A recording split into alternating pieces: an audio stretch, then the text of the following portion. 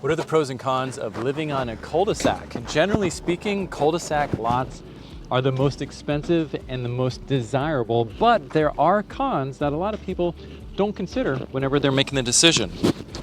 This is our first time hanging out. My name's Josh Rogers. I'm a real estate agent in St. Johns County. My team and I help the most amount of families just like you, like people just like you, buy and build new construction here in St. Johns County. It's because we've been doing this for a long, long time. No one helps more than us. We have legitimate experience and we're looking out for you to make sure you don't have blind spots. So let's jump into it. The positives are easy. First and foremost, on a cul-de-sac, you have a lot less traffic. There's no through traffic. The people that are on the cul-de-sac largely should be just the homeowners that live on the cul-de-sac. Okay, so if you have a family, this like turns into more usable fun yard for basketball, roller skating, like anything, like hanging out in your front yard. That's why you hear the term cul-de-sac parties. So my number one regret buying my house, I wish I would have bought on a cul-de-sac, personally speaking. The second big benefit of cul-de-sac home sites is they have massive backyards. It's like a slice of pie or pizza. So the backyard fans out, and so you have a lot more space. See, this house is going to be built here. You have a lot more space between the houses on the sides, and the backyards are so wide that oftentimes you can't see the home to the right or left of you. So large backyards, a lot of space between the homes, which means more privacy, more peace.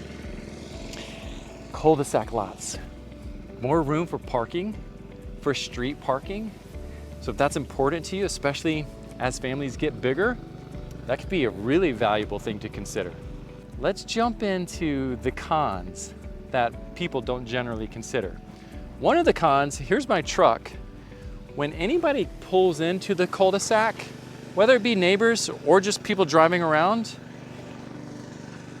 from this house over at night is going to get the headlights flashing all the houses as it turns and goes. So if you say, Josh, in a perfect world, which lot on a cul-de-sac is the best? My opinion would be like right there. You're not gonna get any street lights flashing you. All the cars are gonna cruise through here and go around and park or pull around or whatever. The other downside of cul-de-sac home sites is a teeny tiny front yard because they're pie-shaped. Now, where you do have a wonderful big backyard, slice of pizza, the front yard is small. And then this is also the downside. Because the front yard is so small, it generally means a smaller driveway. It could be the length of the driveways differ, but the width will be smaller because they just simply don't have enough to work with.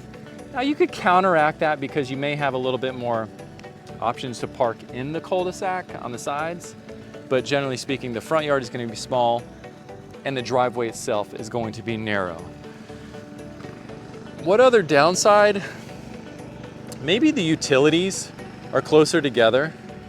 I don't know that that's a huge deal if that affects you. Oh, this is important. The fact that the front of the yard is narrower means the home itself has to be set further back on the lot because of setback reasons. They have to be so many feet from the property line.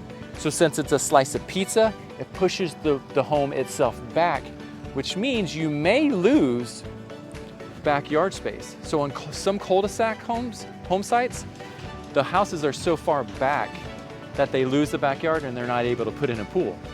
So if a pool is important to you, make sure you get a home site on a cul-de-sac that's incredibly deep, that's going to give you enough room since the footprint of the home is going to be further back. So I hope that that helped give you some perspectives and some things to chew on and think about. If you haven't gone to stjohnsvip.com, that's a completely free resource. There's video series in there that's not on YouTube along the lines of the top 5 regrets most families make through buying new construction and how to avoid it.